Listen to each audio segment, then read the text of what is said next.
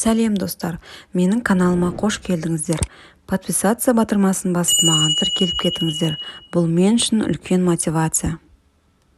Бүгінгі видеомда майлардың ағзадағы рөлі, пайдасы туралы сөз қозғаймын. Неге адамдарда мен арықтауым керек, демек май жемеуім керек деген ой қалыптасқан? Бұл үлкен қателік.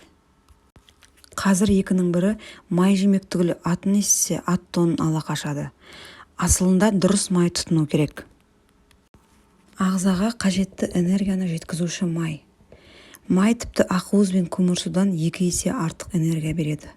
Осы кезге дейін май жемей келсеңіз, әлсіздік пен шаршау қайдан шығатынын енді білген шығарсыз. Онымен қоса май жемейтін адамдарда, әсіресе түрлі диета ұстаушыларда есе сақтау қабілеті әлде қайда төмен болатыны, лептин, эстроген гормондары төмендейтіні дәлелденген. Себеп мидың 60% липид майынан тұратындығында. Артық салмақпен күресу барысында көпшілік майларды шектейді, майлығы аз тағамдарды таңдайды. Бірақ бұл дұрыс қадам емес. Осыған орай майлардың ағзадағы қызметтерін атап айтып кеткім келеді. Майлар ағзаны энергиямен қамтамасыз етеді. Майда еритін витаминдердің А, Е, Д және К сіңірілуіне қажет. Мидың жұмысын жақсартады. Ми ең майлы мүше. Деменция ауруының алдын алады. Зат алмасуды күшейтеді. Жүрек қан тамыр ауруларынан қорғайды. Терінің құрғақтығын жояды. Шашыңыздың жылтырауын қамтамасыз етеді. Өттің дұрыс бөлінуіне әсер етеді. Жыныс гормондарының қалыптасуына қатысады. Адам майды күнде тұтынады. Жұмыртқа қуырсақ та, тоқаш, құймақ пісіріп, палау дайындасақ та май қосамыз. Онда неге тырнақ, шаш жылтырап, көз жарқырап, қыпша бел болып жүрмейміз? Себебі барлығы майдың сапасына қатысты. Біздің миымыздың 60% майдан тұрады. Ал балалардың миының 70% май құрайды. Сол себепті рационда май болу маңызды. Бірақ ол дұрыс май болу тиіс. Күнделікті қолданыстағы майдың сапасы денсаулыққа, сұлулыққа тікелей әсер етеді.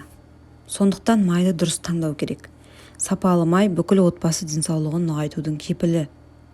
Ал сапалы май қандай болады? Майдың сапасы оның өскен жері мен дайындау технологиясына қатысты. Суық сұғу, холодный отжим яғни, әдісімен алынған, рафинатталмаған, яғни құрамында пайдалы элементтер сақталған, органикалық ортада өскен, дәрісіз таза экологиялық ортада, шыны ыдыста сақталған, қолдану мерзімі өтпеген, қышқылдық деңгейі төмен майлар сапалы болады.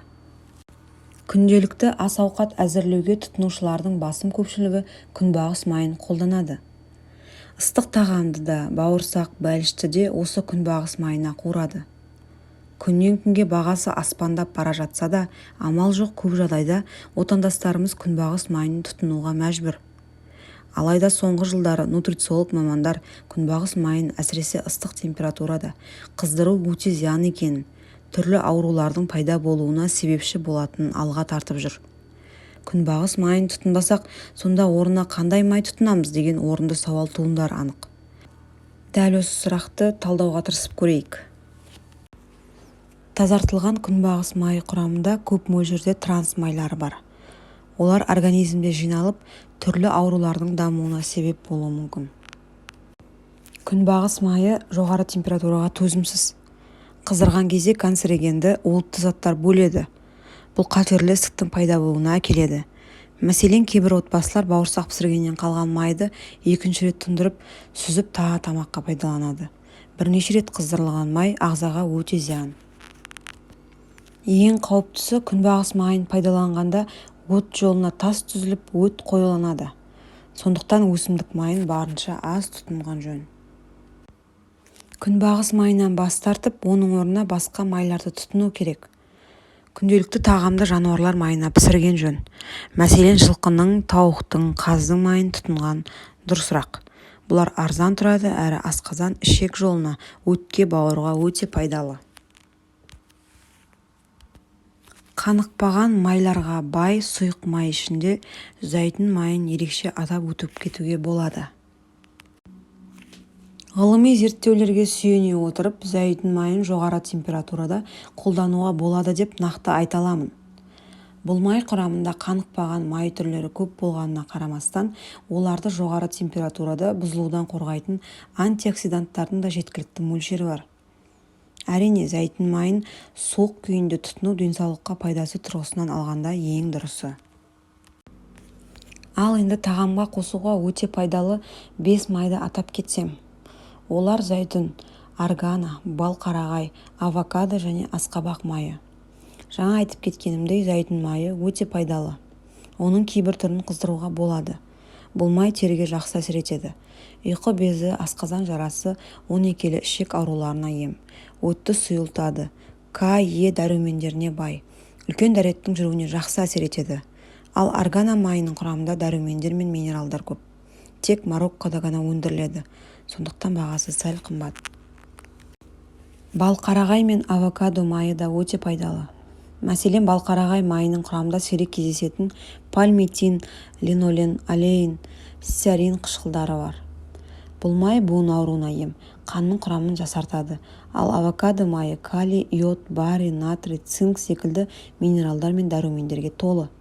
Бактерицидті әсері күшті, күйікті жараны тез жазады. Салатқа, тамаққа қосуға болады. Ал асқабақ майы ағзаны токсиндер мен шлактардан тазартады. Өт пен бауыр қызметін, бүйрек үсті безінің жұмысын жақсартады. Сапасыз май тұтыну және майды мүлде жемеу өттің қатуына, толуына әкеледі. Сондықтан күнделікті тағамды сапалы майға пісірген жөн.